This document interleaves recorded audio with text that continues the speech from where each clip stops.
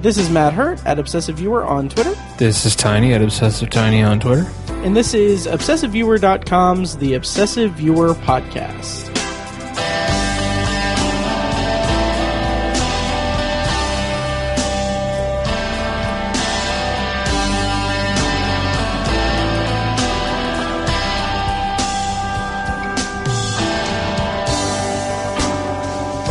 Hello and welcome to The Obsessive Viewer. We're a movie and TV podcast that covers a specific topic, be it genre, trope, movie, or show, each episode. You can find more of our work at ObsessiveViewer.com. You can also like us on Facebook and join the Facebook group at Facebook.com/TheObsessiveViewer.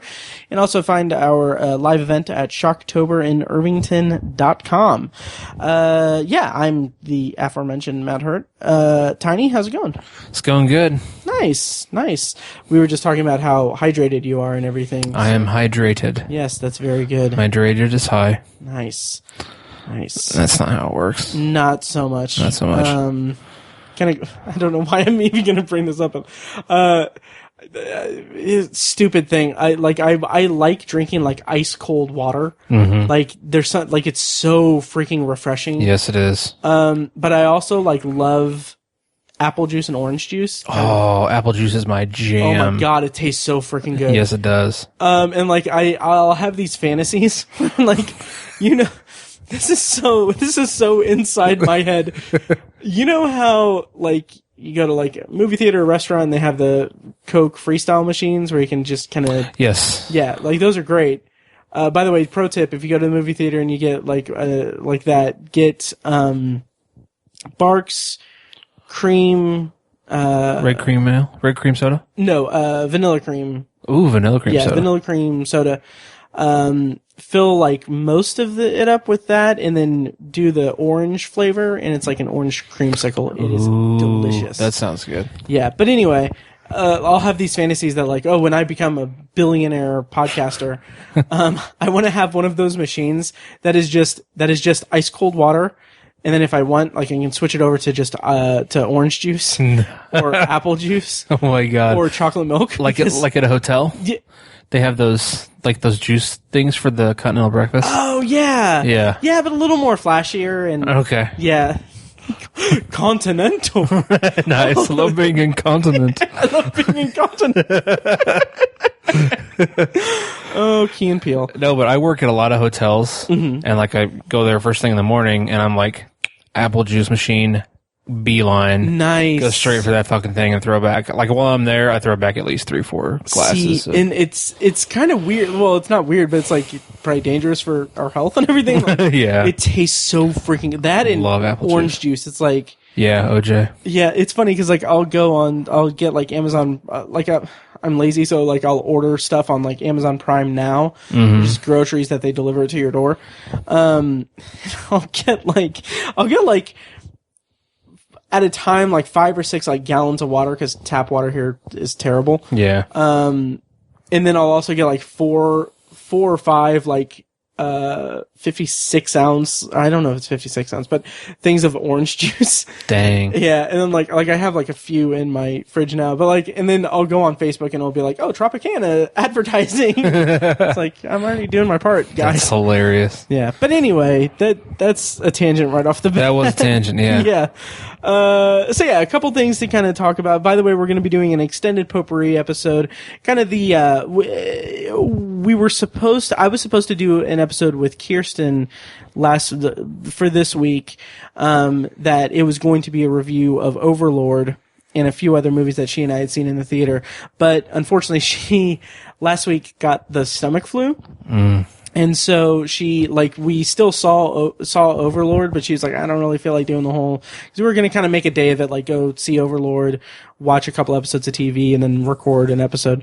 And she's but she was feeling 100%, or not 100%, but almost 100%. She's I still can see the movie. So we saw the movie. Mm. So we're going to postpone that to next week.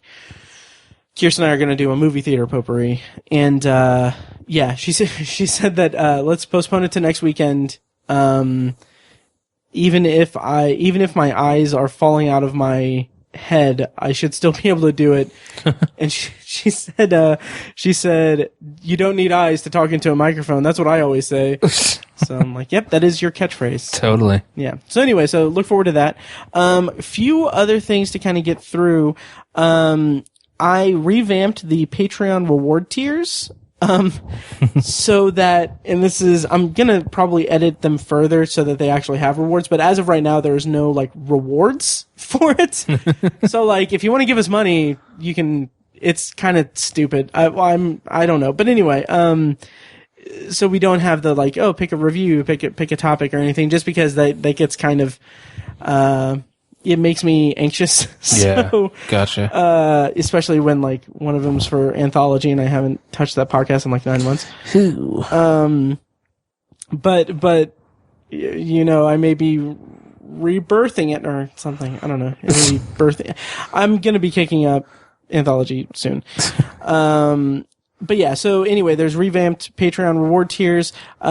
We do have, the one thing that you can do is if you become a patron at patreon.com/obsessiveviewer at any amount, like minimum $1, it'll get you access to a, specialized RSS feed, a private RSS feed that is just, commentary tracks that I record, and we're doing these little B-roll things where we're talking, just kind of doing basically what the first 20 minutes of this episode has been, just for Patreon. So check that out. And then also, I think last time in the stinger of the episode, I talked about how I was busy updating the episode, updating the website a little bit.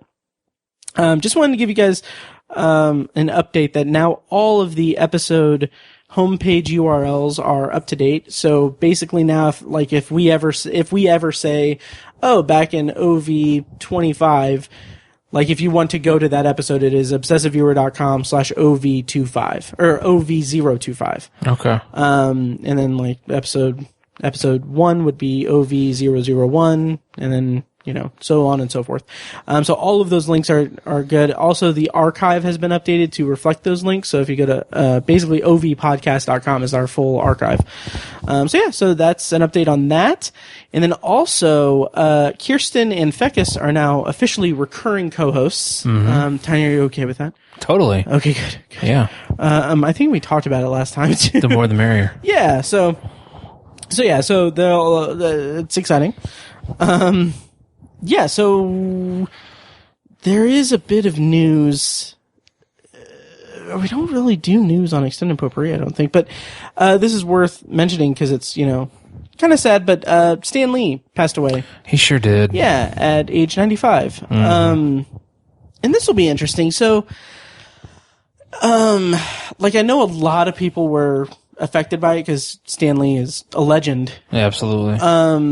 And I always think about, like, something that Mike said around the time, like, Leonard Nimoy died, that he doesn't really get, like, upset when, like, celebrities die when they reach, like, a certain age. Yeah. And so I kind of had a thing where I was like, oh, that's really sad that Stan Lee died, but I mean, holy crap, like, he lived to be 95, yeah. And, like, I was so, like, I think it's really incredible that he lived that long, and that he lived long enough to see his legacy turn into legend. Like, absolutely. Him being able to see his creation, his life's work, like, attain a level of ubiquitousness. Ubiquity? Some one of those. Honestly, I don't know. Yeah, I think it's ubiquity. Ubiquity sounds right. That is like people, a very, very few people will ever see in their lifetime. Yes. Like, that's just something I just really, I'm happy for Stan Lee for that reason. And the guy had a hell of a run. I mean, he hasn't really had to work in decades. Right. Because of just the success of all his past work and how it's taken off in other mediums.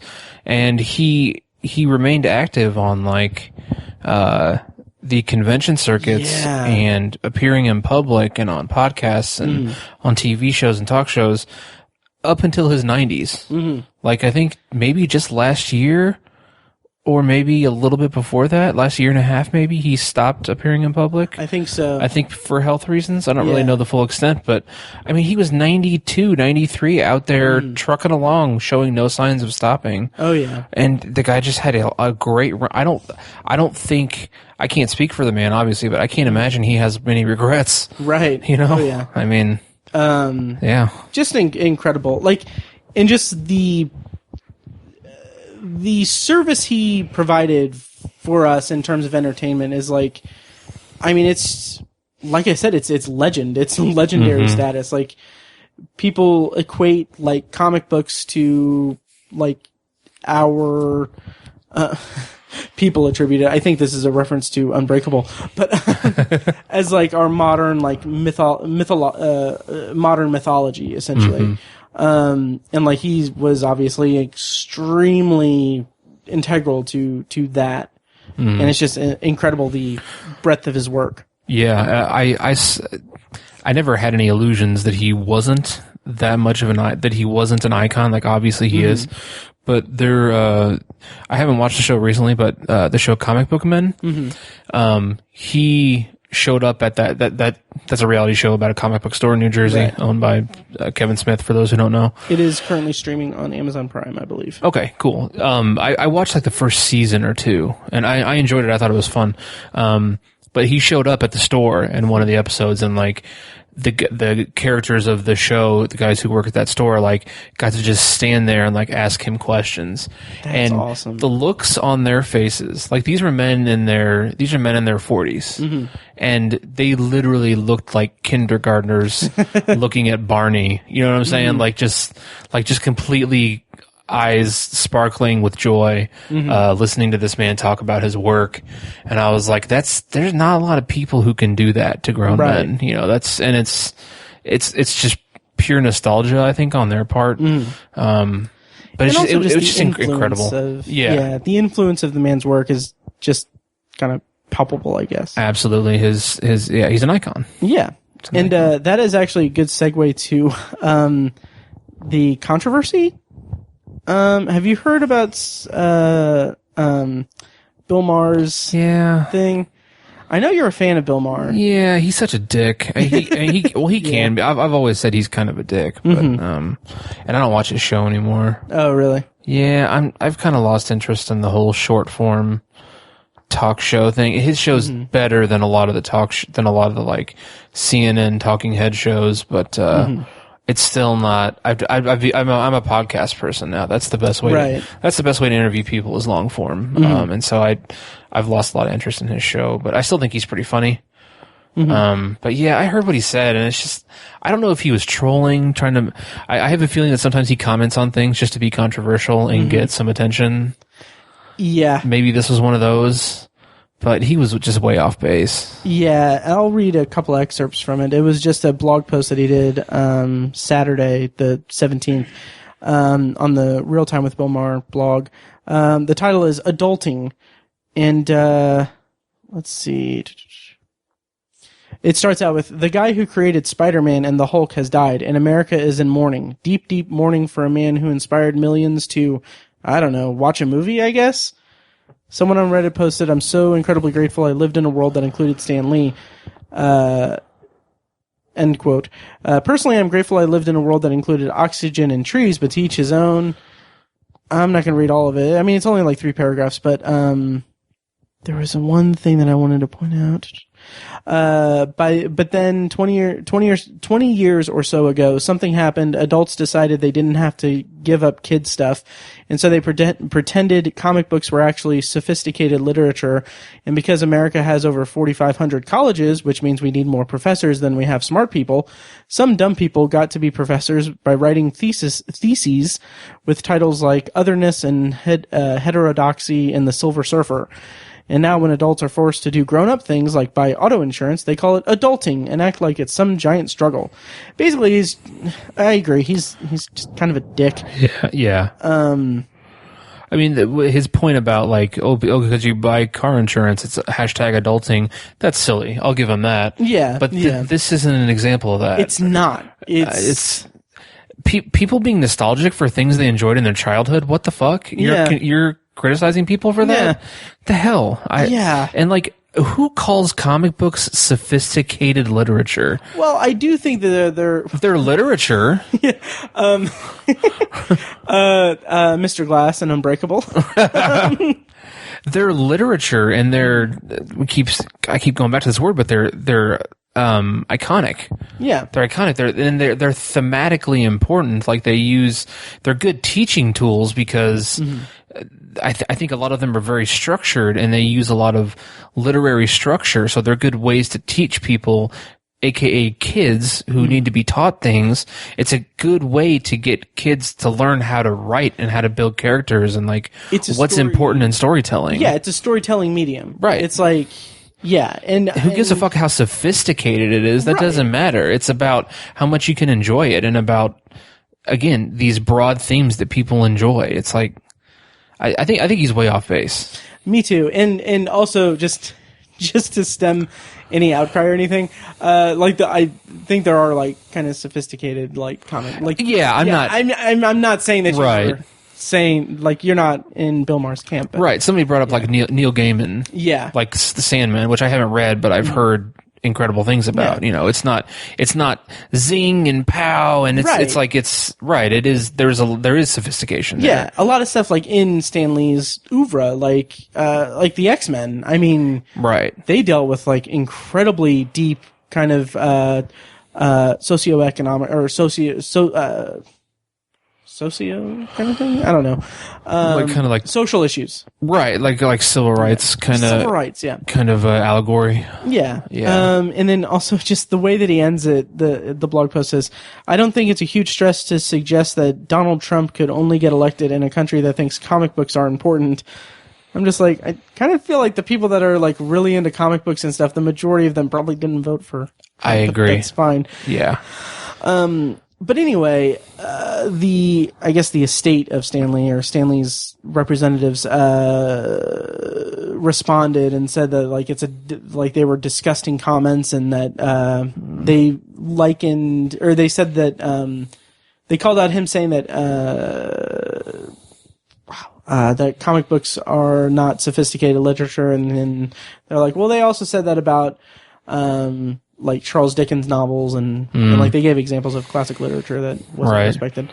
It reminded me of situations where people who I respect and look up to, which Bill Maher didn't necessarily fall into that, right? But when they say something that I disagree with vehemently, like when Roger Ebert said that video games are not art, or Christopher Hitchens, who is absolutely one of my idols, wrote a whole entry about how women comedians are not funny. Oh, did he really? Like women aren't funny, yeah. Wow. And I was like, ooh, that's no, sorry. Yeah. Yeah. So like it reminded me of that. It wasn't necessarily that because I don't think Bill Maher is that important, frankly. Yeah, and like not as important as Roger Ebert and Christopher Hitchens, right? And like when it comes to like Christopher Hitchens and like Richard Dawkins and like and Bill Maher falls into that camp too, in my mind.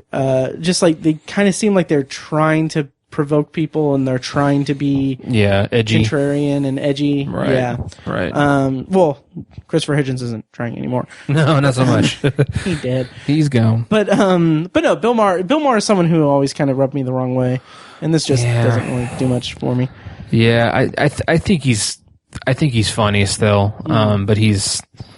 You know, you can get into a whole political thing, and I disagree with him on some stuff and agree with him on some others. So it and maybe this is kind of off base for me to say because I'm not, plugged into his brand of entertainment or information or anything, or I'm not part of his fan base really. But it kind of feels like maybe this part of it could just be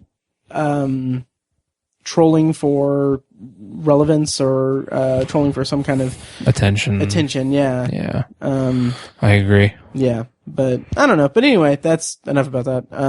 I just canceled HBO, so I'm not going to see. Did you really? Yeah. Well, okay. Because Comcast basically after when you sign up and each year the contract ends, so they bump up your bill quite a bit. And they did that in like April, and I just never got. It was like an extra like $25 a month. Yeah. And I just never got around to calling them and fixing it or getting a new one. Gotcha. And then so I was just like, yeah, well, it's really expensive now, and I don't like that. So I called them and I was like, hey, is there any way I can like get this down like to a more manageable level? Because I kept having to pay late, and I hate doing that. Right. So they were like, yeah, well, we have this plan that's actually more. It's a bigger internet package, but you don't have HBO or anything. I'm like, that's fine. I have everything else. Yeah. And when Game of Thrones comes back, or when something comes up on HBO, I'll just get HBO Now and pay $15 for a month and watch it. Right. So good call. Yeah. So anyway, yeah. So that's to say, I'm not going to see Real Time with Bill Maher anytime soon. Yeah. Any real time soon. Okay, so this week on the podcast, we are doing Extended Potpourri. Also, just real quick, I'm hoping to get this posted by Thanksgiving. So we're recording this Tuesday. Thanksgiving is, of course, Thursday. I'm going to have this posted Wednesday night. So if you're traveling for Thanksgiving and you're listening to us, thank you, and drive safe, and happy Thanksgiving. Yes. Yeah. Happy Turkey Day. Yes. So we're going to do Extended Potpourri. So this is basically an extension of the Potpourri section of the podcast, where we talk about whatever we want, stuff we've watched lately, things we're looking forward to, what have you. And so this is just an extension of that to we're doing it for the full episode. And we each have a few things that we want to kind of bring up. And yeah, Tiny, how many things do you have? I have three. Tres. Tres. Okay, I have got 5, but 2 of them are pretty brief. So I'm going to get us kicked off with that. So 2 things. These are the brief ones, and then I'll kick it over to you. Both semi-related. The Shield. I haven't been watching it, but I just want to mention that since we're getting this posted on Thanksgiving, this Sunday, the 25th of November, November 25th, is the 10-year anniversary of the Shield's series finale. Man, it doesn't feel like 10 years. It really doesn't. Yeah. And we've talked a lot about the Shield, kind of in passing throughout the 258 episodes of this podcast. But the Shield, for me, is one of my all-time favorite TV series of all time. Yeah. And it still stands out to me as one of the most perfect endings to a series. Yes. Just the way, like, the last half of the last season is just astounding to me. And also, it is coming out on Blu-ray for the first time ever here in a few weeks on December 11th. And I can't wait to get my hands on that freaking Blu-ray. It's in HD, widescreen HD. What's the word I'm looking for? They remastered. And, it is also in HD on Hulu, so if you have Hulu, check it out on there. Right. But yeah, I was thinking about that because I kind of just was browsing, the internet when I should have been working. But no, not really. But I was browsing, I saw something about how it's been 10 years. It was an article or something. And I was thinking about holy shit, I can't believe it's been that long. And I remember watching the series finale. Yeah, it was when you and I worked third shift. We worked as security guards, and I think it was before, or it might have been the morning after a shift. I don't know, but the episode aired. I think it was on Tuesdays, and so I worked that night and then came home. That's what it was. I came home and I remember laying in bed watching it on because it was back when I had DVR and stuff, and I watched it on DVR and I was watching it and it was just it's so great. But anyway, The Shield is amazing and it's coming out on Blu-ray. I can't wait, and I suggest you guys buy it. You said it's on Hulu too? It is on Hulu. The whole thing? Mm-hmm. I might try to get Paige into that. Nice. She'd like it. She liked Sons of Anarchy, so. Oh no! Oh, she'll love The Shield then. Yeah, I think she'll like it. Yeah. Nice. Cool. Very nice. Then the other thing I was going to bring up real quick is that on that same kind of note, on a whim, I started watching NYPD Blue. Really? Yeah, just for shits and giggles. I think I talked about it a while ago because I watched like part of the first episode at one point, and then Hulu or Amazon like dropped it, so I didn't have it anymore. But it's back on there now. It's actually on both streaming services, on Hulu and Amazon Prime. And the kind of weird thing, the kind of dilemma that I'm having, is that.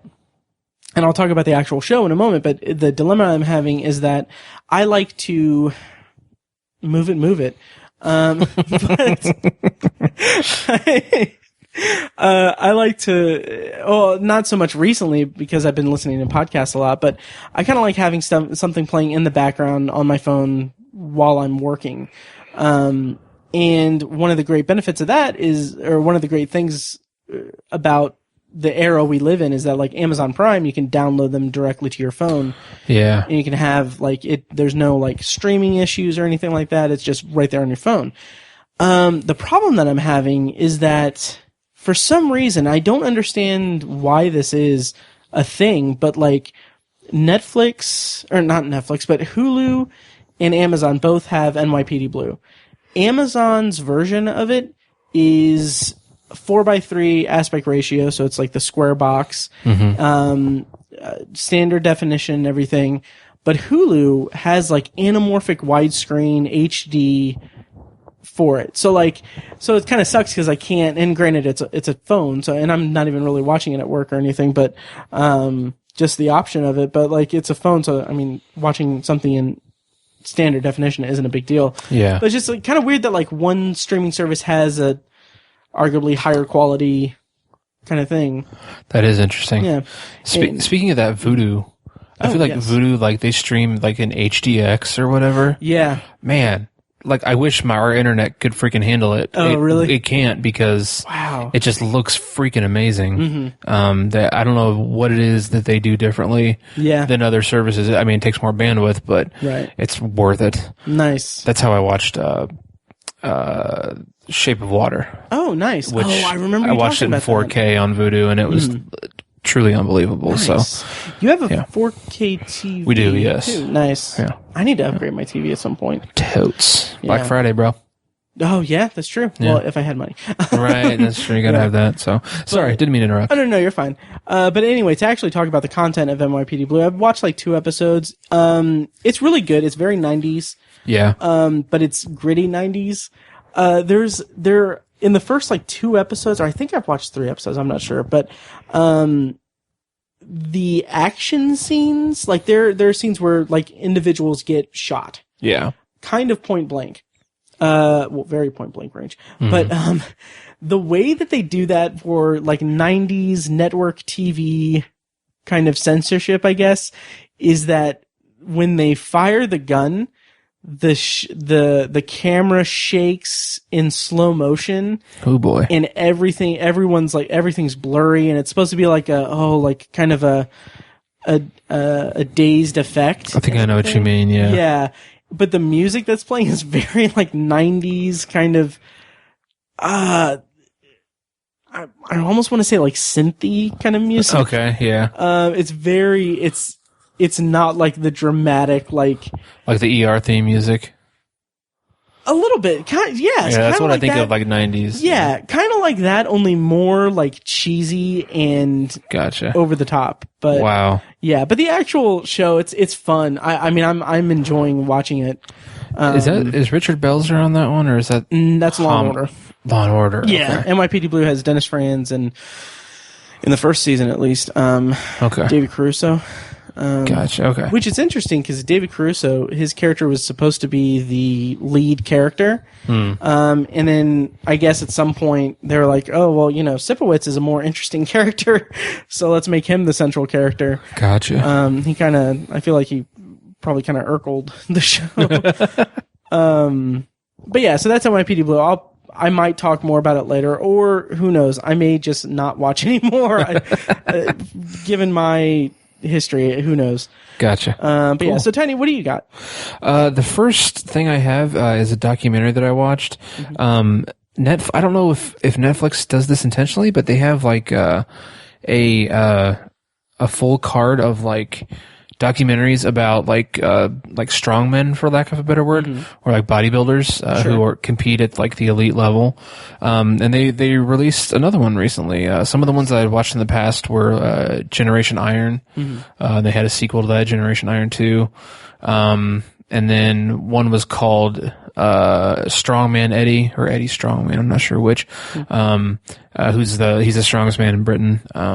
So it was and I've watched those, and I'm very fascinated by the sport of bodybuilding, but more so like just strongman competitions.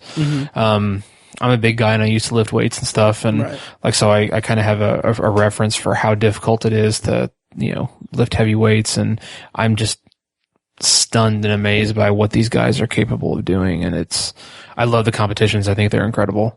Is the strongman thing, is it like, is it the kind of like guys pulling semis with their teeth or something, or is that? Yes. Okay. Yeah, it's like that over the top, like weightlifting, essentially. Like, gotcha. Bodybuilding is where you just display yourself. You pump up and display yourself. Male modeling. Yeah, right. Modeling your muscles. Whereas strongman is where you have to like lift the weights competitively. And so, the one that I recently saw that was recently released is called Born Strong.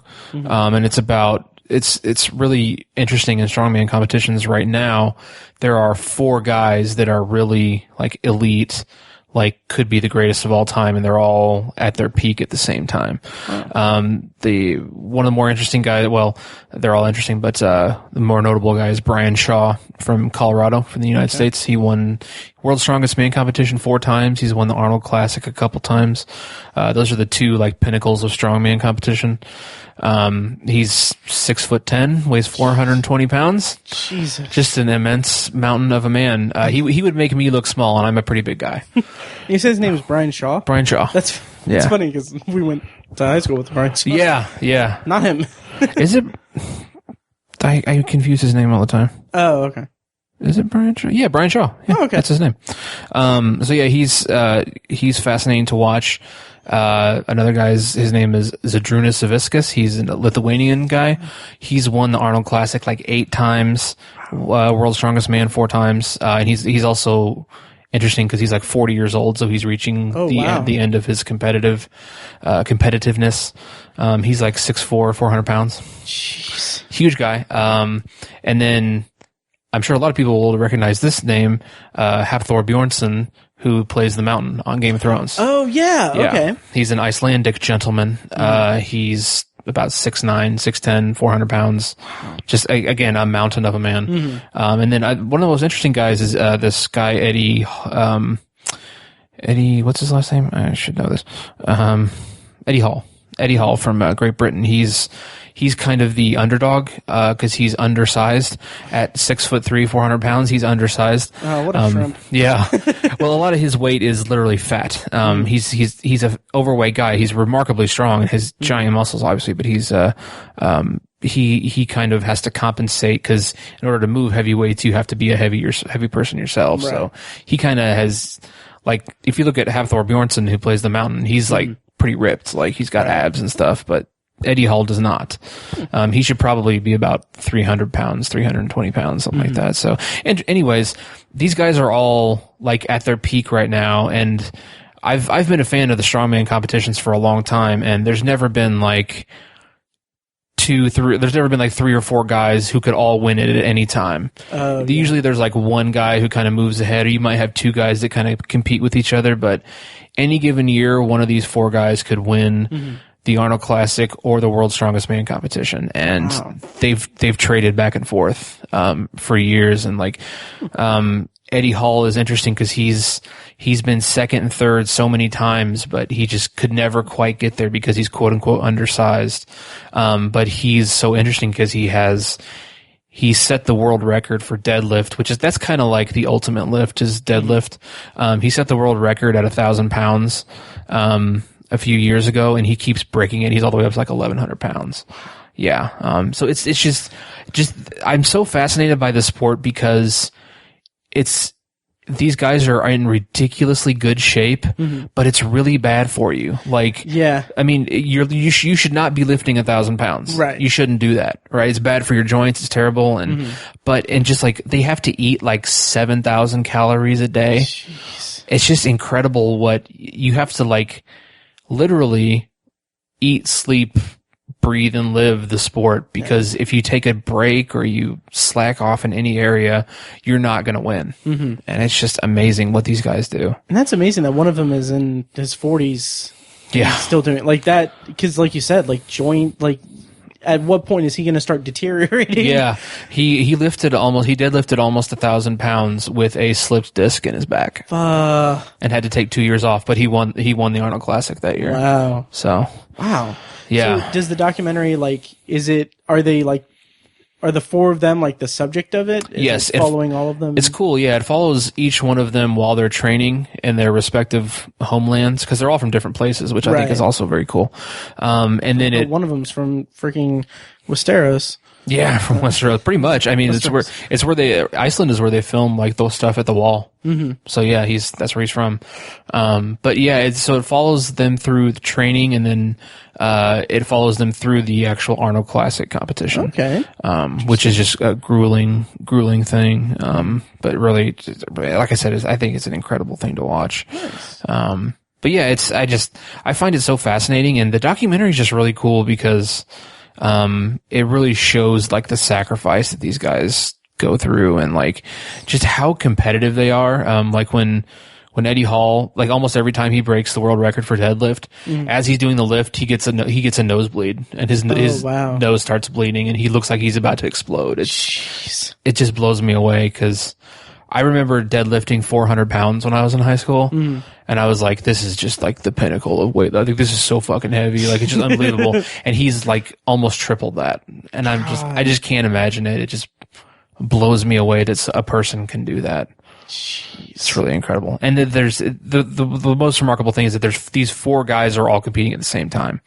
It's a really unique time for the sport. And that's what this documentary focuses on. So nice. And that's called Born Strong? Born Strong. It's on Netflix. Nice. Yeah. Awesome. It's cool. Cool. It's funny because it's going to sound, I don't know, not creepy, but like I was looking at your letterbox and I was looking at your stats page. It's funny because like if you scroll down, it shows like the most popular film you've watched, the first film, the last film of the year.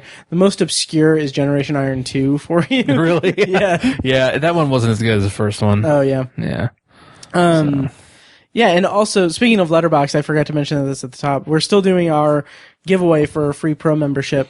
So if you want to be in the running for that, go ahead and send us either an email or Facebook, whatever, DM us on Twitter or whatever. DM me, because Tiny doesn't really get on Twitter that much. Yeah, I don't. With a link to one of your reviews on Letterboxd, and you'll be entered into the drawing. We'll probably draw that this weekend, and announce it in next week's episode. We've already got a couple submissions. So awesome. Yeah. Pretty cool. What's on your list next? So I want to go on a rant here. Okay. Because, and this is something that when you and I recorded our Letterboxd Potpourri last week, or a couple weeks ago, once we were done recording, I was like, oh, I wish I would have had the opportunity to talk about this. Okay. But it's a TV show. So House of Cards. Oh, yes. Okay. Yes. So I think it was season 6 came out, which was the final season. Is it 6? I want to say it is. Honestly, so House 5. Of Cards, no, it was definitely not 5, because House of Cards, like last season. Okay, yeah, this was season 6. Okay. Last season, season 5, I was not a fan of. Really, about halfway through season 4, I felt like the show kind of lost its balance a little bit. And then season 5 was the first season with these new showrunners, I think. Bo Willimon had left the show. He created it and developed it or developed it for American television. And so these new showrunners, I felt like they didn't have a grasp, or whatever they did in season 5, I feel like they didn't have a grasp of what made the show so compelling. Okay. It became more about, interpersonal conflict and not about the power struggle of Francis Underwood and him being president. I don't know. It just felt like it lost something. It wasn't as conniving and interesting and compelling. I agree. Yeah. So, season 6, it's of course the last season. Basically for, if everyone knows at this point, but Kevin Spacey was removed from the show while they were in production of season 6 because it came out that he was, he was a predator and sexually assaulted people throughout his career. So what happened at that point is that season 6 was underway. Underwood. Season 6 was underway. They stopped production. They announced that it was going to be the last season, which I think was already kind of the plan.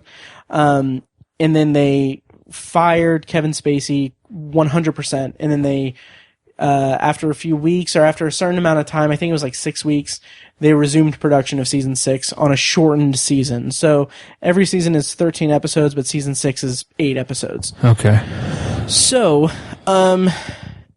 having said that, what I will say, I respect Netflix for doing what they did in terms of firing Kevin Spacey.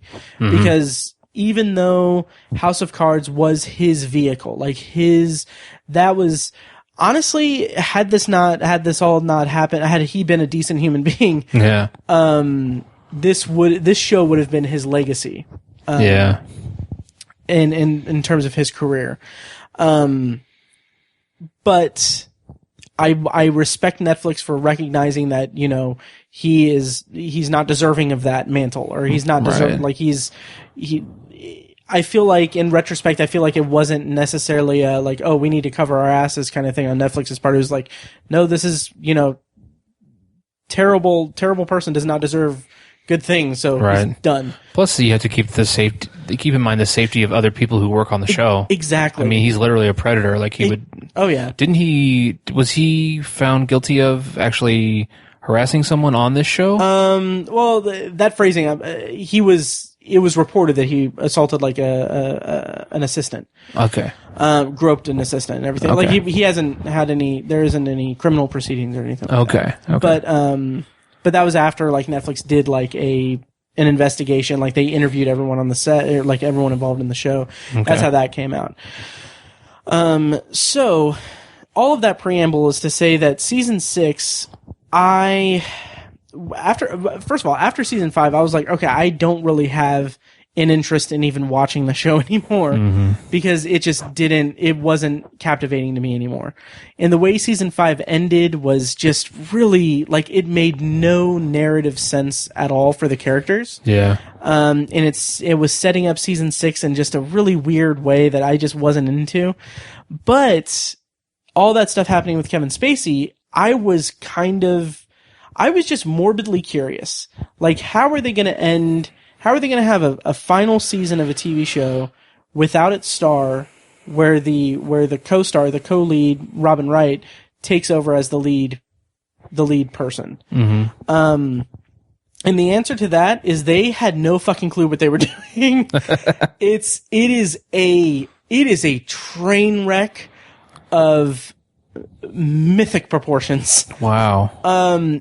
It is so, it feels so lifeless and so just dull. The entire season. They introduced some new characters. Greg Kinnear, who I think is a phenomenal actor, and Diane Lane.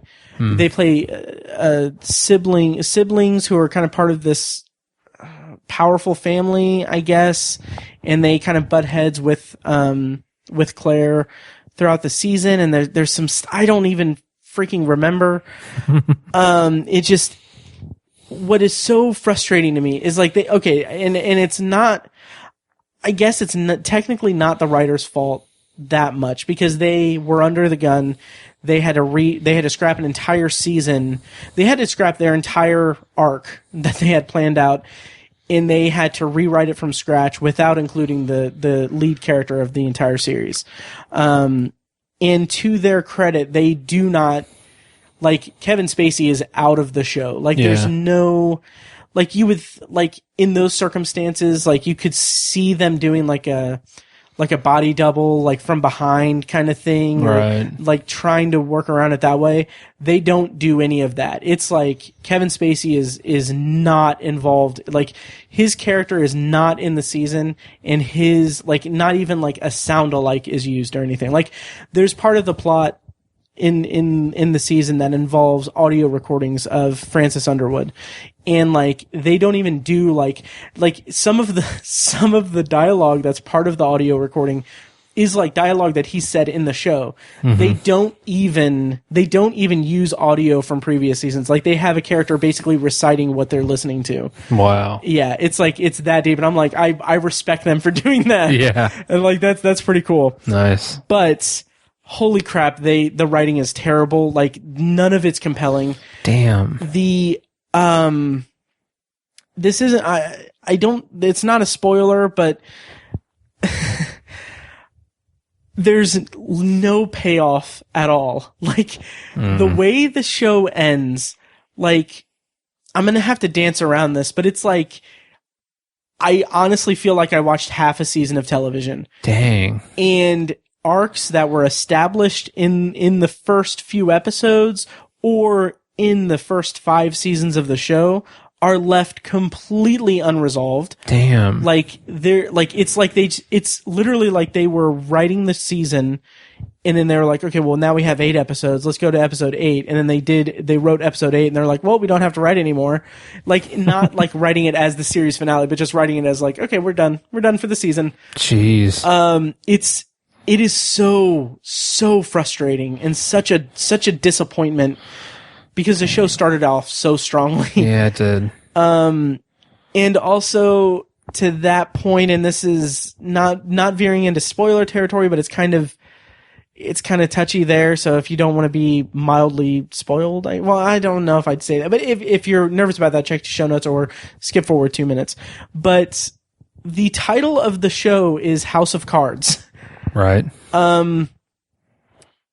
That makes you think that, you know, the end, like, it's leading you to toppling the House of Cards. Right. That's the analogy. Yeah. Nope. No topple? No topple. Damn. There's it's so weird. It's like, let me try to think of an analogy, because it's like if you were watching Breaking Bad, in the whole series, he's just a teacher. And he never cooks heroin. Meth. Meth. That's right, meth. Yeah. Wow. Yeah. Why did I think heroin? Anyway. Mm-hmm. Oh, because Jesse was hooked on heroin. Anyway. Or he was hooked on meth. I don't know. Anyway. Wow. God, I need to rewatch that show. But anyway, and yeah, that's an exaggeration, but it's like, it's so stupid. It's so disappointing and frustrating, and wow. Yeah. And also to kind of put into context how I don't know, like, at this point I'm kind of just blasé about the show as a whole. Like, yeah. I lost interest in it, but like, the reason why I watched it was because, on one hand, I was genuinely curious of how they were going to write out Kevin Spacey and how they were going to have that affect the season. And also the other part is, like, House of Cards is kind of important to me. I honestly believe that if Netflix never made House of Cards, or if they launched their original programming with some other show that wasn't that interesting, or if they kind of stumbled out of the gate instead of having this kind of prestigious show come out, there is a very good chance that you, listener, would not be hearing us talk for 258 episodes. Yeah. Like, I do not think that the obsessive viewer would exist if it wasn't for House of Cards. Yeah. And the reason I say that is because I started the blog because I was interested in, you know, Netflix creating creating original content and everything, because that was just unheard of at the time. Mm-hmm. And that obviously snowballed. But like, And so, like, I have that kind of sentimental attachment to House of Cards, but I just haven't been emotionally connected to it at all. So, in the last, 2 seasons. So that is really a shame. Yeah. Are you going to watch it? I'm going to. Just, yeah. I have to finish it. Even though it sounds like it's not very conclusive. Mm-hmm. But yeah, I have to. I would be very interested to pick your brain. Okay. Once you finish it. Okay. God, it's so. One thing I will say, though, and this is I don't know. Campbell Scott, who he joined the cast, I think last season. Mm-hmm. That dude's voice is just so amazing. Yeah, who is he? He played in this. He's the author. No, that's Tom Yates, played by I can't remember the actor's name from Boardwalk Empire. Yeah, I can't think of his name. No, Campbell Scott is. I think he was an advisor in season 5, and then season 6 he's the vice president. Okay. He does the narration on Audible for The Shining. Okay. And just his voice is he has an incredible speaking voice. Okay. So that at least made this season mildly interesting. But it's funny because looking on IMDb, the ratings for each episode, the user ratings on IMDb for season 6, there is not one episode that has a user rating above above 4.7 out of 10. Whoa. Yeah. That's bad. In the series finale has a IMDb user rating of 2.9. Crap. And people on Reddit, I saw that they were comparing it to, not even necessarily comparing it. They were saying that this series finale has dethroned How I Met Your Mother in terms of terrible series finales. Whoa. And I 100% agree because as much as I and we are on record with hating the series finale of How I Met Your Mother, they at least knew what they were doing. They were doing the wrong thing. Right. But they knew what they were doing. They had a plan. This is just a non-ending. Damn. So anyway, that's House of Cards. It's on Netflix. 8 episodes. It's kind of you'll at least get through them quick because you won't give a shit about anything that's going on. Wow. So yeah. So anyway, that's my rant on House of Cards. Okay. Yeah. What's next on yours? Crazy. Well, I'm going to jump over to television as well. Okay. I'm going to talk about Bob's Burgers. Nice. Which has been on the air since 2011 on Fox. Paige just randomly started watching it on Hulu. Mm-hmm. And I sat down and I wasn't very receptive to it. Sure. And it took me a little while to warm up to it, but once I did and really started to understand the characters and the characters, I really started loving the show. Mm-hmm. And to me, the whole the show works so well because of the characters. Yeah. The plots are just these really silly, dumb things that they don't want to get rid of their couch because they have this old shitty couch and they love it and they don't. It's a stupid premise, but it works so well because the characters are so nutty and off the wall. How far have you gotten into it? I think we're on season 5 or something. Oh, okay. We've been flying through it. You know, it's just a half-hour comedy, so you can knock it out. But yeah, it's just. Man, I think it's one of those things where I think when you have a cartoon like this or an animated show, you have to have these really solid, rounded characters who you know exactly who they are and they really carry the show. I feel The Simpsons is the same way. It's not about the plot, it's about the characters and how you put them in something that's either very ordinary or very ridiculous and they just are themselves. And that's what makes it crazy. And that's what makes it funny. I really struggle to pick a favorite character. Yeah. Because they're all so funny and they all work so well together. But I think the character that makes me laugh the most consistently is Gene. Nice. Just because he says the dumbest shit. Yeah. There was one episode where I cry laughed for 20 minutes even after the episode was over with. They were trapped or stuck somewhere and they needed to make a phone call to like get a hold of the police so they could get out. But the whole time Gene had been on the phone with a radio station trying to win tickets or something like that. But they were like in a life or death situation, and he was using up the phone's battery trying to win tickets to a concert. And like Bob finally takes the phone back and like tries to call, and he's like, "But the battery's dead." And Gene just goes, "All batteries die, but that one actually lived." Or truly lived, or something like that. I just like, I don't know why it was so funny, but I just died laughing at that. And that was like probably one of the fourth or fifth episode I watched. And like from that point forward, I was like, all right, I gotta watch this show now. Nice. And I mean, but especially the kids, Luis and Tina, are they're both just hilarious in their own ways. Luis is one of the most interesting characters, the most entertaining characters in like a adult cartoon, I guess. Absolutely. Also, I will say that Tina, I feel, is my spirit animal. So, yes. Oh, yeah. Totally. Oh, yeah. Yeah, I get that. But yeah, it's just, I really don't have a lot to say about it. It's very quirky. I don't think it's not for everybody. Right. It's not as accessible as other cartoon shows like Family Guy and The Simpsons. It's not quite as accessible or mainstream as those, but I think that's why it's charming. Yeah. And that's why it's good. So, also, because I've seen maybe 3 seasons of it, I think like the last episode that I saw when I was regularly watching it, and just kind of fell off of it, was, Gene finds a toilet that has like an AI in it, and it's like a play on like E.T., but it's a talking toilet or something. Oh, I don't know if I saw that one. Okay. Paige has watched some of them without me. Okay. So. Yeah, it's something just really off the wall and ridiculous like that. Okay. But yeah. But H. John Benjamin, who voices Bob, like he's phenomenal. I would say I think the most talented voice work is the mom, yes. Lynn, played by. It is Linda Belcher. John Roberts, played by John Roberts. Just, I don't know. I feel like that's the best voice work to me. It's like the perfect like mom voice. Yes. Yeah. It's like it's so great as a very specific type of voice acting. Totally.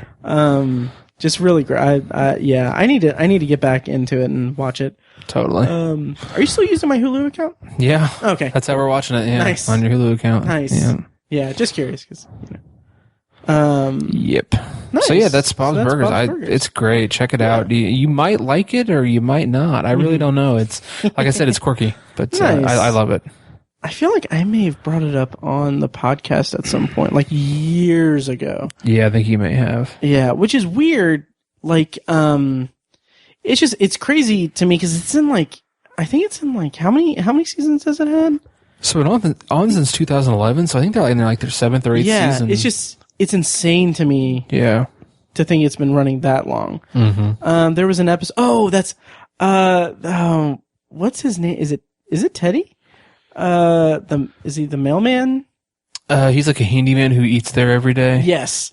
Has a really weird voice. Yeah, he is one of my favorite characters. Yeah, he's ridiculous. Yeah, he's so great. The voice work on that character also is great. Totally. But yeah, so yeah, that's Bob's Burgers, and check it out. Mm-hmm. Yeah, what's next on yours? Yeah. So let's see. You have one more? Yes. Okay, so I have 2 more, so we'll sandwich it. Okay.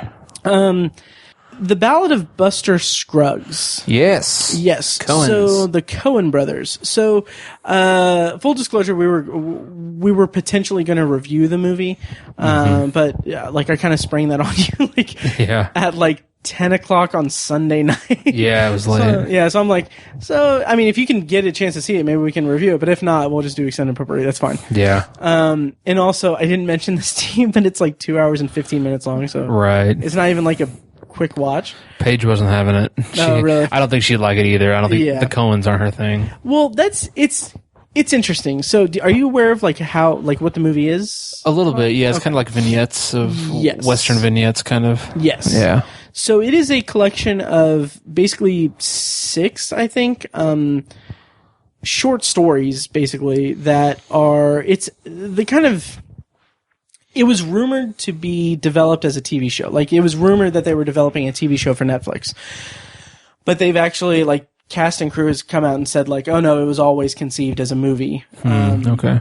But it's kind of just, I don't know. It's kind of up in the air about what the actual inception of it was. But anyway, so it's basically these 6 stories that they're not interconnected at all. Like it's all standalone stories. Oh, okay. About different people like living in the Old West. Mm-hmm. And so there's like a story about a gunfighter or kind of a gunfighter and played by Tim Blake Nelson. That's the titular Buster Scruggs. It's the first story of it is the Ballad of Buster Scruggs. They interviewed him on NPR about it. Oh, yeah. I heard him talking about it a little bit. Nice. Yeah. He has such a... This is going to sound kind of just, I don't know, crappy, but like he has such a unique look to him. Yeah. And playing that character is just so... It's so out there. Mm-hmm. Like he is... It's like his persona doesn't fit the character, but it's like intentionally so. Okay.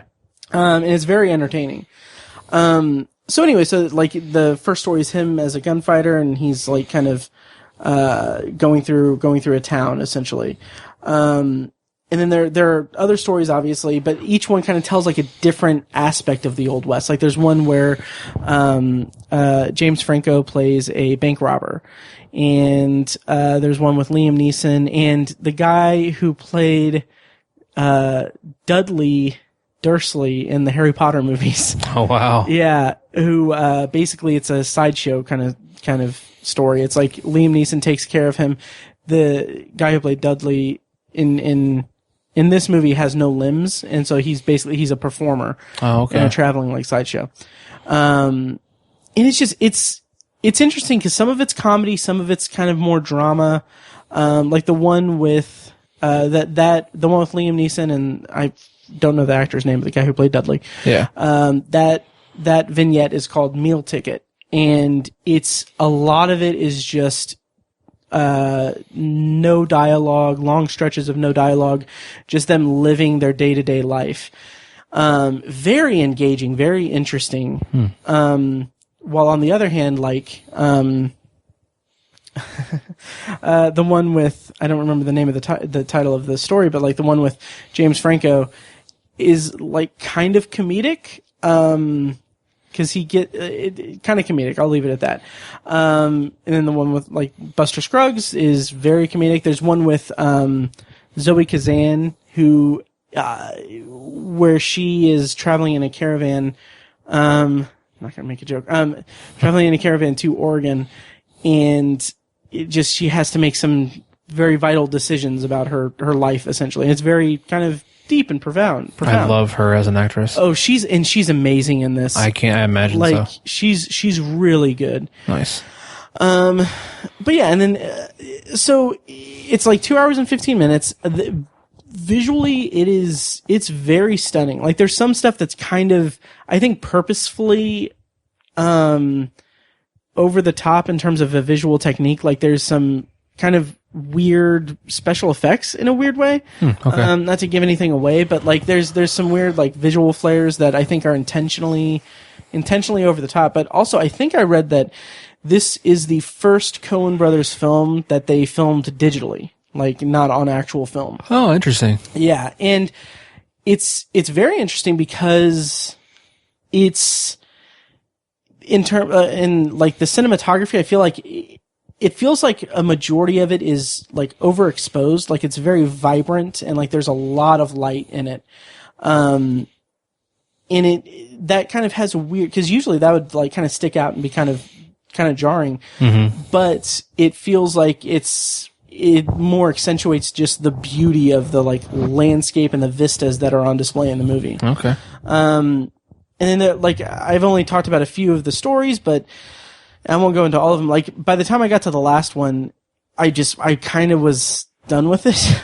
Yeah. And so honestly, I don't even really remember much about the last one. I kind of feel like I want to go back and rewatch just that last one because it's like Tyne Daly, Brendan Gleeson, and a bunch of other people in like a carriage that are going to a destination. Right, it all takes place inside the carriage. Yes. Yeah, I think I heard about that. Yeah, and then like at that point I was just like, okay, I'm kind of over this. But there's another one that I want to mention it's a prospector. Who he's just searching for gold. And it's like another one of those things where like it's just him by himself and he's searching for, he's doing a little pan thing and he's searching for gold, kind of talking to himself. Mm-hmm. And he goes to some interesting places, but it's all about that character and it's about that person and like just the wide open, like vast, like nature around him. Okay. It's really kind of stunning. Nice.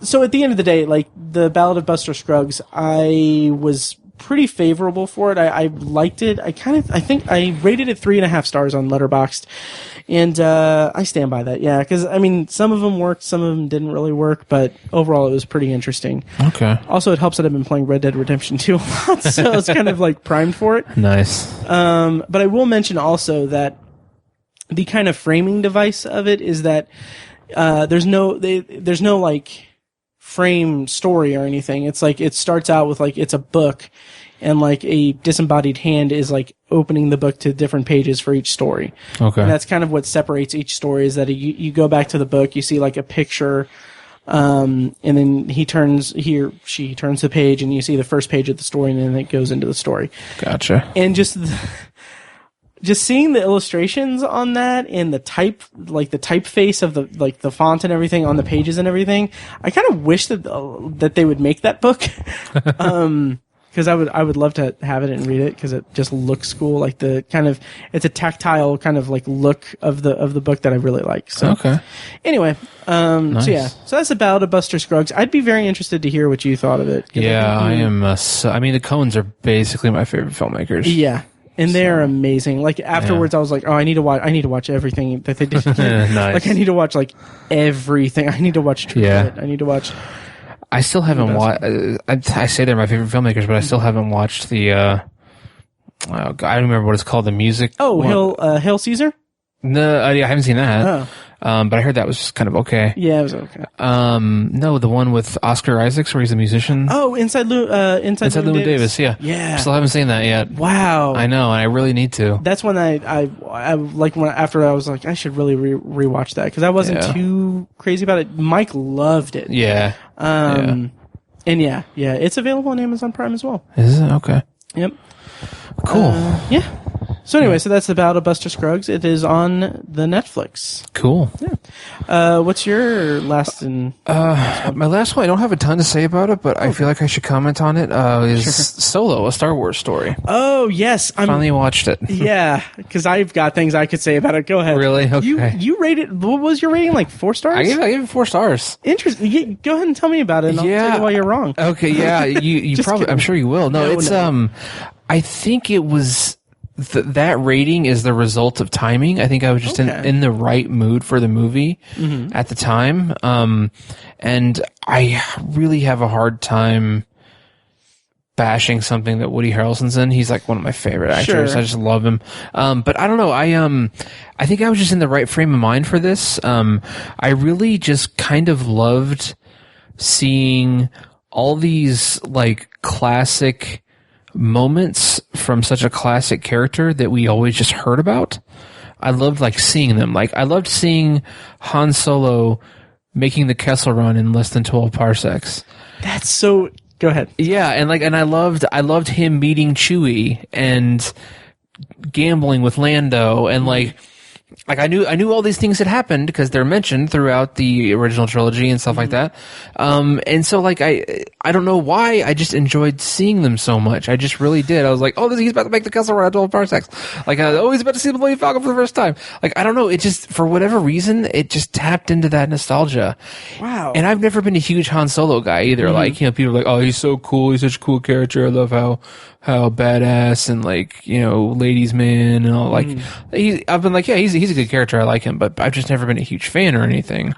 But it just, I don't know. It hit that nerve for me when I was watching it. Interesting. And I genuinely thought like the train heist was really incredible to watch. Some of the other heist type stuff was really interesting. And I liked some of the voice work as well. Was really good. What do you think of Alden Ehrenreich? He was fine. I feel like I mean, I don't even think this is you can like subjectively say that he's better. He was as good as Harrison Ford. He's not as cool as Harrison Ford. Right. He just isn't. I don't think he quite tapped into the cool, charming, talk his way out of anything Han Solo. I don't think he quite hit that level. I think he did okay. I actually enjoyed the love story between him and Emilia Clarke. I actually enjoyed that quite a bit. I think it was a little bit predictable, but I don't know. I bought their chemistry quite a bit. But I think Emilia Clarke gave the better performance. He was fine. I think they could have picked somebody better who's a lot cooler, or just kind of has that cool factor. I'm not trying to shit all over Alden Ehrenreich. I think he was fine. It's funny because he was in Hail Caesar. Was he? Okay. Yeah, I think that's like what his big break was. Okay. But I ended up liking a lot of the other characters or the other performances more than his. Okay. I'll say that. Yeah, but I don't know. It just worked for me. I liked it more than Rogue One. Oh, wow. Yeah. That's interesting. Liked it more than Rogue One. Slight tangent, but apparently, and I'm pretty sure I've got this right. They announced that because Disney's coming out with their own streaming service. Do you right? This? I'm aware. Yeah, Disney Plus. And they're in addition to having a TV show, a Star Wars live action TV show called The Mandalorian, right? Starring, is it Pedro Pascal? Yes, I believe. I think so. Yeah, which I don't like. At this point, I don't care about Star Wars, but I kind of care about that show. Right. Yeah, I'm looking forward to it. And then I think that they just announced a second series that they're going to have that's going to be,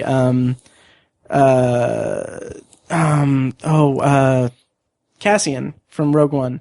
Okay. Yeah, what is that actor's name? I don't remember. Yeah, anyway, it's going to be him. Okay. In it. But anyway, that's interesting. What do you think of Paul Bettany? The character was just very one-dimensional, I think. And just like, he was a pretty standard villain that wasn't that deep or interesting. Yeah. He was fine. Do you know the story behind that character or like his casting? I think, and I could be wrong. I'll find a link to a more detailed information. I'll put it in the show notes. But originally that character was played by Michael K. Williams.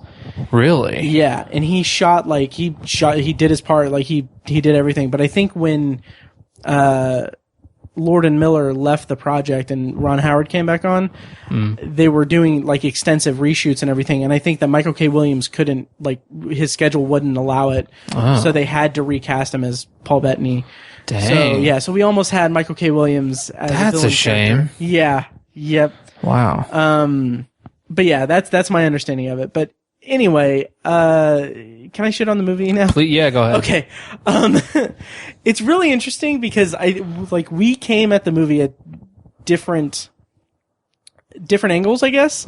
For me, I could not care any less about the Kessel Run, about him meeting Chewie, about any of the stuff, because I think that it's indicative of like my kind of problem with Star Wars as a franchise, is that they're just kind of just playing in their own little sandbox when it's an entire galaxy. Like, branch out, for the love of God, do something that isn't like this little piece of the story that's spanned now 8-9 movies. Right. It's just, and it just like, I was like, I couldn't care less about any of the story or anything, the backstory. Okay. And then also I just felt like I was not engaged with really anything that was going on. Like, the love story was okay, but I kind of felt like Han Solo as a character, like, and I've thought about this a lot, like, I don't think he really goes through an arc. It's like, he starts out as kind of a roguish kind of guy, and then he's kind of already the kind of like devil may care kind of character that he is in the original trilogy. And then like the lesson he learns is that he should just continue being that. Right. Like, it didn't work for me. The train heist I liked a lot, but it also felt like, and from what I understand, this isn't the case, but for me, when I saw it in the theater, I thought this feels like they meant for this to be the big action set piece at the end. Oh. But they had to move it up because they reworked the story. Yeah, that's true. I'm like 90% sure that that's not the case, but that's just how it feels when I think about it. Okay. That, and then also like the kind of climax of the movie, like it felt so like the comparison to be made is Rogue One. And like the ending of Rogue One is like it's a big like military operation and it's like espionage and like this the resistance going into the Empire's like stuff to steal this stuff. It's like a big scoped thing. And then here we get like a blaster fight in like a room. Yeah. It kind of felt just really muted and not that interesting. That's true. Donald Glover as Lando was the standout of the movie. I adored his performance. So did I. Yeah, but I don't know. And like at a certain point in the movie, like, and I apologize for the repetition of this, but at a certain point in the movie, like it wasn't like a specific point. Actually, it was a specific point, but not because of it. But like when they go onto the yacht for the first time, and it's where he meets Kira again. Yeah. When they show the like little alien doing the canteen, like kind of cantina-esque song. Like I just saw that and I was just like something just like a switch flipped in my head. Like I'm not a Star Wars fan. Yeah. And I'm never going to be a Star Wars fan. Okay. It's just, I'm just like, okay, I think it's just like this franchise, this series is never going to be not what I want it to be, but like, it's never going to be something that I can latch onto as a fan. Okay. To each their own, but it's not for me. Yeah. And just because of that little aliens, but yeah, and that, and then there was, there's a bit, and we'll talk about it off mic, because I don't want to spoil it or anything, but there's like a big moment toward the end of the movie that like, when I saw it in the theater, I was like sitting there thinking like, I should be floored by this. Like, this should be the coolest thing. And I was just like, I literally could not care less about this, at all. Like, and it was just such a weird thing. And then like this anecdote I told on the podcast before, but I saw it with Kirsten, on like a Saturday, and I had already had tickets Sunday to see it with Fecus and his brother Peter at the IMAX downtown. And like, I was like, after seeing it with Kirsten, I was like, how can I get out of seeing this again? Like, I think I looked up to see, can I cancel a ticket?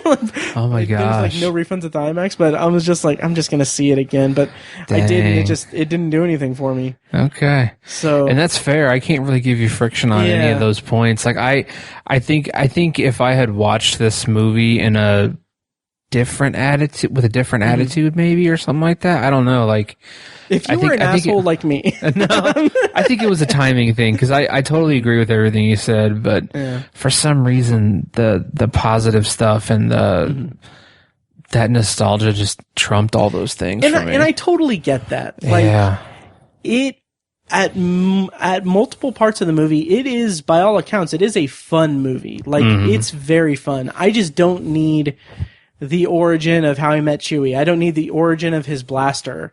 I don't need. There's a theory that I've heard that because Phil Lord and Chris Miller were originally making the movie. Phil Lord and Chris Miller, for those who don't know, did the Lego Movie and 21 Jump Street, 22 Jump Street. So they have made a career out of kind of like taking on projects that are kind of like on paper you wouldn't think would work. Like, oh, a movie about Legos. Right. A reboot of 21 Jump Street that no one's asking for.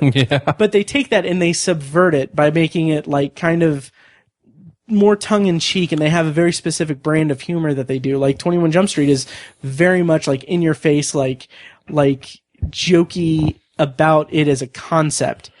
Lego Movie is kind of the same way too.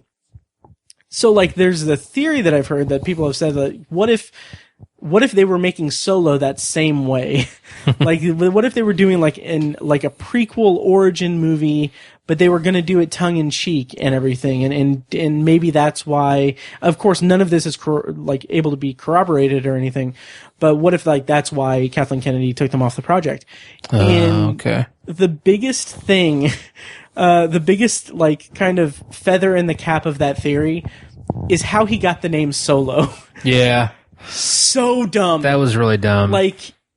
Unbelievable. I was just rolling my eyes. Yeah. And I kind of the theory is that maybe that was a Lord and Miller thing, and their intention was to be kind of winking at origin stories. Right. But it's so stupid. Yeah, that didn't work.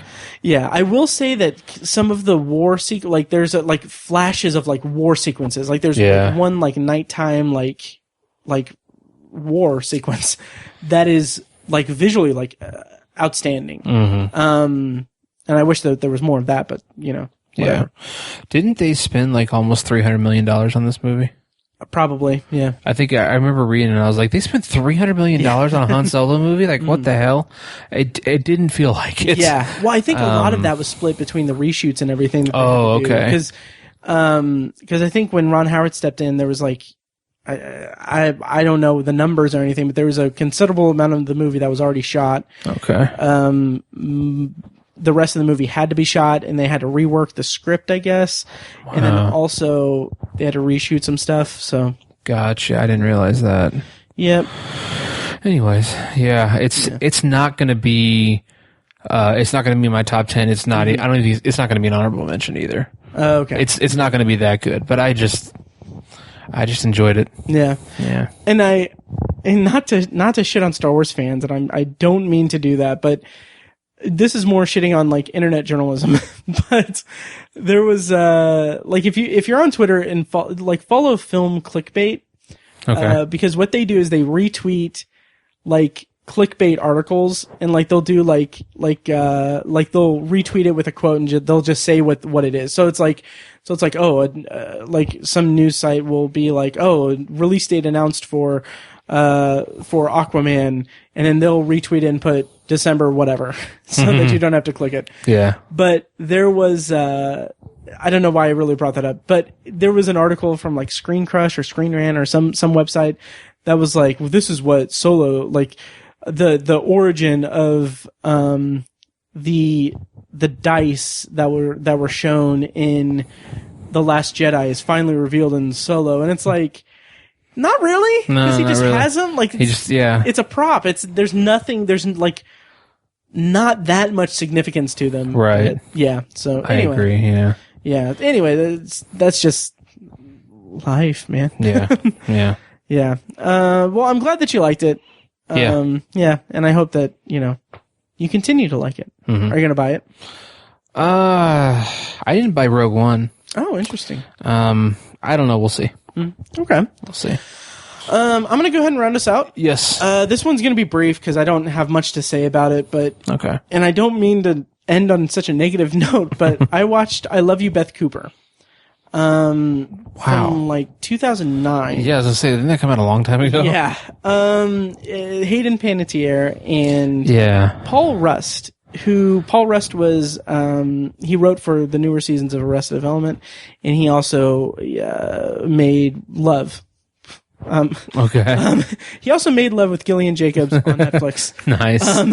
The show Love. Right. So anyway, the reason that I watched it was I've been listening to some comedy podcasts, specifically Comedy Bang Bang, and I've heard him on the podcast, and I've been listening through a backlog of episodes from years and years ago. And they reference oh, Paul Rust is in I Love You, Beth Cooper, and I'm oh, I like Paul Rust whenever he's on the show. And I didn't realize that he was the male lead in it. And the movie the premise is that at their graduation, the valedictorian, played by Paul Rust, gives his speech and announces that he is in love with the most popular girl in school, played by Hayden Panettiere. And so it's just kind of the fallout of that. So going into it, I was oh, this is going to be such a, this is the exact type of movie that I love. A teen coming of age, raunchy comedy. And also, I didn't realize this until I watched it, but takes place in one night. So, cool. Hits all of the boxes that I'm into. Unfortunately, it's terrible. Like, oh man, it is god awful. Like, the characters are so over the top, and it feels like when they wrote the script, they made the characters over the top, and then they tried to make the situations even more over the top. And it's just, it's like, it's supposed to be like, oh, Wild and Crazy Night, but it's like, oh, that's a felony. It's like, it's way too over the top. Like how, like, a good example is like, a house gets somewhat destroyed, and it's like there's no consequence to it, or there's no fear of consequence to it. Like, the characters don't comment on like how, like, oh, they just drove a car through a house, like they're going to be in trouble or something. Like, there's going to be repercussions from it. It's just like, oh, just on to the next zany thing. And it tries to kind of have some like heart in it, and it just didn't work for me though. It's like 10 years old. So I completely forgot that movie existed. Yeah, you said that. Me too. I saw it on Amazon Prime, and then I heard it on the podcast, and I was just like, you know what, I'll give it a watch. But as soon as you said the title, I was like, oh yeah, wasn't that like Hillary Duff? I thought she was like, yeah. Well, not funny, but the kind of messed up thing is that I was so bored by the movie that I whipped out my phone. I was like, didn't Hayden Panettiere, didn't she marry like a Russian like boxer that's like Vladimir Klitschko, I think? Yeah. And like that put me down a rabbit hole that's like kind of depressing. Like no, it's legitimately like depressing, like her life story. Really? Yeah, like they're divorced, and I think he is raising their daughter in the Ukraine, and she is now in a relationship with a guy who, like, there's rumors that it's a very unhealthy relationship, and that, like, the police were called, like, in October to his parents' house where, like, I think his dad and him gotten into a fight while Hayden Panettiere was there, and, like, I don't know, some kind of altercation, but it was kind of muddled. But like that made me go even deeper, that there was a rumor that Hayden Panettiere, and again, this is not corroborated or anything, so I don't mean to cast aspersions or anything, or cast slander her or anything. But there were rumors and like internet, like anonymous posts and stuff about how supposedly, allegedly, when she was a child, she was kind of like involved in a like Hollywood sex prostitution ring. Oh my god. Yeah, and like there was an anonymous post on, like, I don't know if it was on Reddit or somewhere, that it was like went into detail saying like, oh, this particular person was like the madam of this thing, and like they would have like a coffee table book that would actually be like a clientele breakdown, and people would like pick which one they wanted and stuff. Jesus. And like they would go to like I don't know if they said the United Arab Emirates, but like they would go to different countries and like just kind of, prostitute these girls out and everything. Jesus. Yeah, and like so it's really depressing. Jeez, I didn't know all that. Yeah. Crazy. And I Love You, Beth Cooper is not a good movie. Okay, so gotcha. Even more depressing. But yeah, so anyway, sorry to turn this into a gossip podcast. Yeah, really. Yeah. But yeah. Also, that anonymous post online, like people were like presuming, or like internet sleuths were deducing, or they were trying to make an educated guess of who it was, and like people were saying like, oh, it's Robert Downey Jr. I don't know why they thought it was him, but yeah. Anyway, it's funny to me, like just the thought of like an actor like sitting down and writing out this long tome of just terrible insider information and stuff, and then going and shooting the Avengers. Yeah, right. It's just kind of weird. Yeah. Yeah, if it was him, I don't know. It could all be fake, and she could have had a happy life or something. Yeah, who knows? But anyway, yeah, so sorry to end on a downer, but yeah, really. That does it for Happy Thanksgiving, guys. I know, happy Thanksgiving. If you guys need like a topic conversation, talk about Hayden Panettiere, being involved in prostitution. Jesus. Allegedly. So anyway, thank you guys for listening to Happy Thanksgiving. Once again, if you like the show, go ahead and rate us on iTunes and everything. But also, check out Patreon, support us. That would be cool. Yeah. What we're doing is like, I conceived the, private RSS feed for Patreon subscribers as like a place for me to post like just the occasional, commentary track that I record just myself. So there's like 3 commentary tracks, but I think what we're going to do is, in addition to that, I'm going to hopefully do that at some point again. But in addition to that, each time we record an episode of the podcast, or, when we feel like it, when we record an episode of the podcast, we're going to record like 10, 15 minutes of just us talking about something randomly and throwing it on the Patreon page. So we just did that for this one, and we're going to hopefully do that again. So kind of more incentive for, you to check out Patreon. So yeah. Cool. All right. And, that'll do it. Also, final thing is, I just added a link to the website at obsessiveviewer.com that goes directly to the, TeePublic store. So just go to obsessiveviewer.com and click merch, and that'll take you to where you can get shirts and mugs and stuff with all of our logos embroidered on them. Cool. Yeah. So, all right. Anything else, Tiny? No, I don't think so. All right. I think next week, Kirsten and I are going to review a bunch of movies we've seen in the movie theater, including Overlord, First Man. That's First Man. Okay. And I think we're going to see Widows. I'm actually really excited about that. Oh, cool. Yeah. It's funny. Have you seen the trailer for Widows? Yeah. Okay.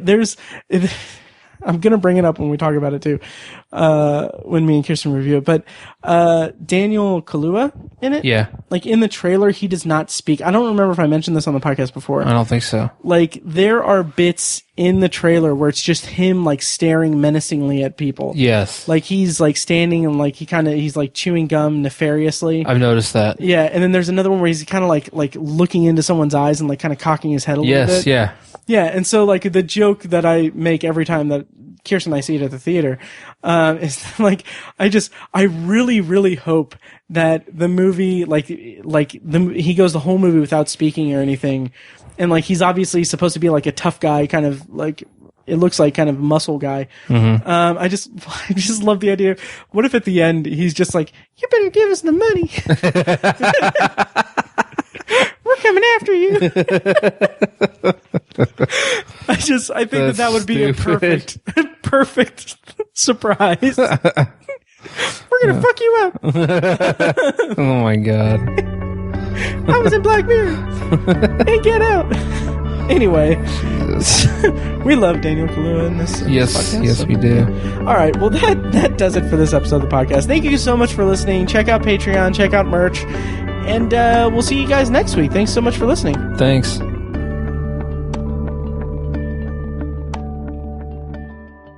I'm going to take a sip of water. Okay. Do you want anything to drink? Actually, I'm good. I've given up, I haven't really been drinking much soda, like hardly at all. And it's made me so much better hydrated. Like, I'm just not thirsty all the time, like I was before. I bet. Yeah. That must be nice. Yeah.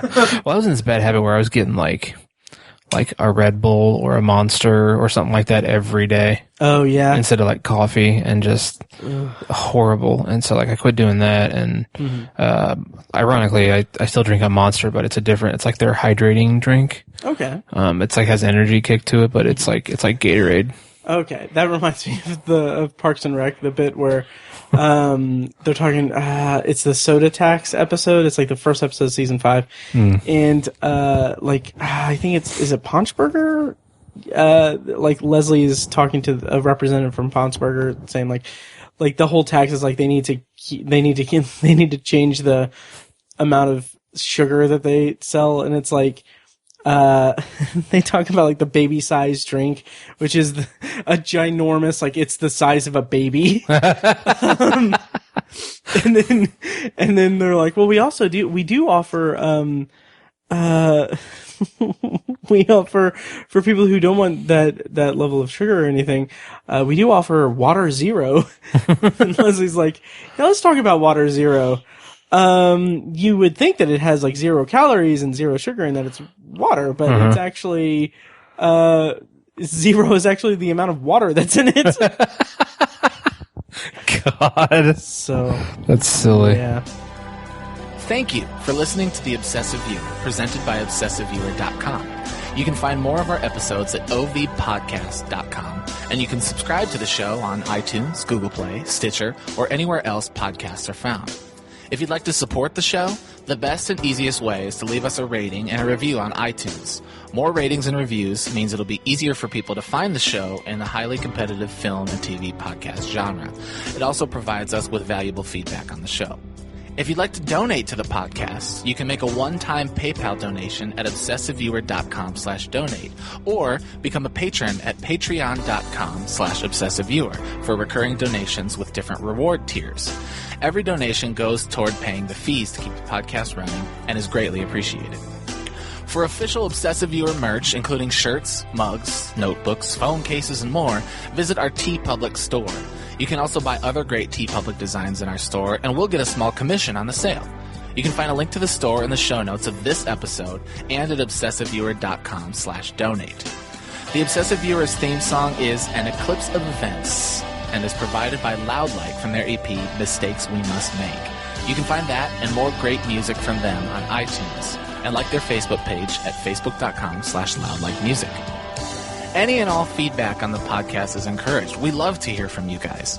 You can contact us by emailing podcast@obsessiveviewer.com or by tweeting us at obsessiveviewer, at obsessivetiny, and at IamMikeWhite. You can also like us on Facebook and join the Facebook group at facebook.com/theobsessiveviewer, where you can take part in discussions and polls between episodes. For more podcast content, check out Anthology, Matt's solo podcast, where he's reviewing The Twilight Zone as a first-time viewer and exploring other classic and contemporary science fiction anthology TV shows. You can find Anthology at anthologypod.com and anywhere podcasts are found. For book lovers, you can check out our sister site at obsessivebooknerd.com for book reviews, author spotlights, and a general celebration of reading. Finally, if you're philosophically curious, check out Tiny's side project podcast, The Secular Perspective, which explores the concepts of faith, religion, and existence from the perspective of secular hosts Chad and Amanda.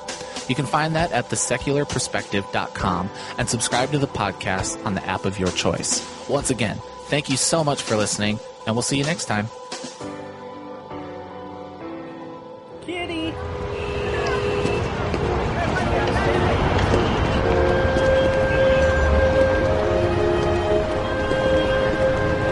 You know, I guess one person can make a difference.